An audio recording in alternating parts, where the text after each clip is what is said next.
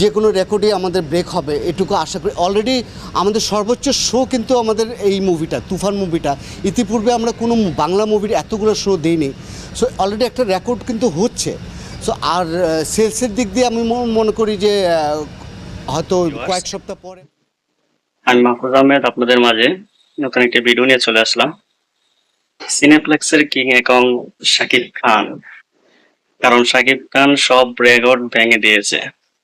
তুফান দিয়ে যত রেকর্ড আছে বাংলা সিনেমার সব রেকর্ড শাকিব খান ভেঙে দিয়েছে। যারা বলতো সিনেপ্লেক্সে শাকিব খানের ছবি চলে না, তাদের মুখ এখন বন্ধ হয়ে গেছে, তারা এখন পালাবে। এখন যারা এই সিনেপ্লেক্স দিয়ে যারা শাকিব খানকে অপমান করত, তাদের মুখ এখন বন্ধ হয়ে গেছে, কারণ এখন সিনেপ্লেক্সের কিং শাকিব খান।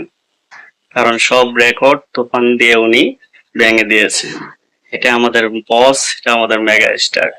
কারণ আমাদের শাকিব খানকে কিছু লোক এই কথাটা বলে কিছু ইনসাল্ট করতো, যে বলতো শাকিব খানের ছবি তো সিনেপ্লেক্সে চলে না, সেটা বলে ইনসাল্ট করতো আমাদের শাকিব খানদের। এখন তারা হয়তো লেজ গুটিয়ে পালাবে, কারণ এখন সিনেপ্লেক্সের কিং শাকিব খান, কারণ সব রেকর্ড তুফান দিয়ে শাকিব খান ভেঙে দিয়েছে। ঠিক আছে, তো চলুন সিনেপ্লেক্সের প্রধান নির্বাহক কর্মকর্তা কি বলছেন এই ভিডিওতে আমরা শুনে তারপরে কথা বলি। চলুন শুরু করা যাক ভিডিওটা। যেহেতু চলছে 3 সপ্তাহ হলো, আরও কয়েক সপ্তাহ যাওয়ার সম্ভাবনা আছে। আমার মনে প্রিভিয়াস যে কোনো রেকর্ডে আমাদের ব্রেক হবে এটুকু আশা করি। অলরেডি আমাদের সর্বোচ্চ শো কিন্তু আমাদের এই মুভিটা, তুফান মুভিটা। ইতিপূর্বে আমরা কোনো বাংলা মুভির এতগুলো শো দিইনি। সো অলরেডি একটা রেকর্ড কিন্তু হচ্ছে। সো আর সেলসের দিক দিয়ে আমি মনে করি যে হয়তো কয়েক সপ্তাহ পরে একটা রেকর্ড করতে পারে, যে কোনো রেকর্ড ব্রেক করে দিতে পারে এই মুভিটা।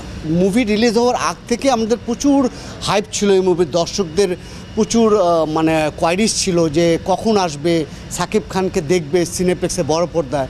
সো আমরা তখনই বুঝতে পেরেছিলাম যে মুভি মানে হাইপ প্রচুর আছে, এবং এই কারণে আমরা শো বাড়িয়েছিলাম। কিন্তু যে শো বাড়িয়েছিলাম তার চেয়ে বেশি দর্শক ছিল। তা আমরা শো প্রায় 50টার উপরে, 55টা 56টা শো দিয়েছি আমরা। তো এখন দেখছি দর্শক কিন্তু 56টা শো হাউসফুল হয়ে যাচ্ছে। সো আরও শো বাড়ানো উচিত আমার মনে হয়। বাট পাশাপাশি আমাদের হলিউড মুভি দিতে হয়, অন্যান্য মুভিও যেহেতু থাকে। তো সব কিছু শো মিলে আমরা দর্শক মোটামুটি দেখছে, এবং স্টিল আমাদের প্রতিটা শো হাউসফুল যাচ্ছে। এটা আমাদের বাংলা মুভির ইন্ডাস্ট্রির জন্য একটা নতুন ইতিহাস গড়তে যাচ্ছে, এটুকু আমি বলতে পারি। 3rd উইক চলছে অলরেডি রানিং, আজকে ওয়ার্কিং ডে, অথচ আপনি ফ্রাইডের টিকিট পাবেন না। তো এখনও প্রচুর চাপ, এখনও কয়েকদিন আগেই টিকিট করে নিতে হচ্ছে। ইনফ্যাক্ট মানে দর্শক চাপ কোনোভাবেই কমছে না, এখনও অ্যাডভান্স কয়েকদিনের টিকিট সোল্ড আউট হয়ে যাচ্ছে। সো এটা খুব ভালো আমরা ফিল করছি। কাউন্টারে খুব কম হচ্ছে, বাট অনলাইনে টিকিটটা বেশি সোল্ড হচ্ছে আমাদের ওখানে। অনলাইনে কি আপনার টিকিটের প্রাইস কি একই নাকি সেম, নাকি কোনো ভ্যাট বা?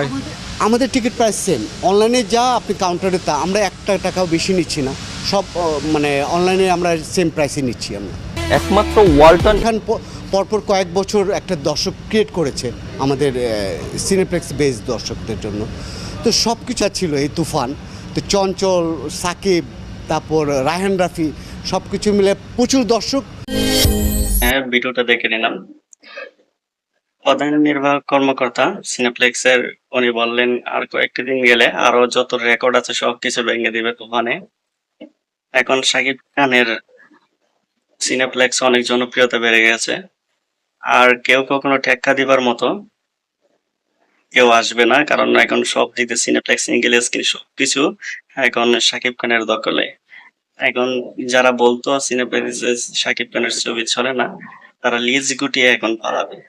ঠিক আছে, এখন আর তাদেরকে খুঁজে পাওয়া যাবে না। সেটাই আমাদের বস মেগা স্টার, উনি কিভাবে ফিরে আসতে হয় সেটা উনি ভালো করে জানেন। তো উনি দেখিয়ে দিলেন যে উনি কি করতে পারেন। উনি আরো ভালো বড় ডিরেক্টরের সাথে কাজ করলে, আরো ভালো ভালো গল্প নিয়ে কাজ করলে উনি আরো অনেক কিছু দেখিয়ে দিবে। তো সামনে শুধু দেখিয়ে দেবার পালা যে উনি কি করতে পারে। ঠিক আছে, যারা আমার ভিডিওটা দেখে ভালো লেগেছে অবশ্যই লাইক, কমেন্ট, সাবস্ক্রাইব করে দিবেন। তো দেখা হবে নেক্সট ভিডিওতে। আল্লাহ হাফেজ।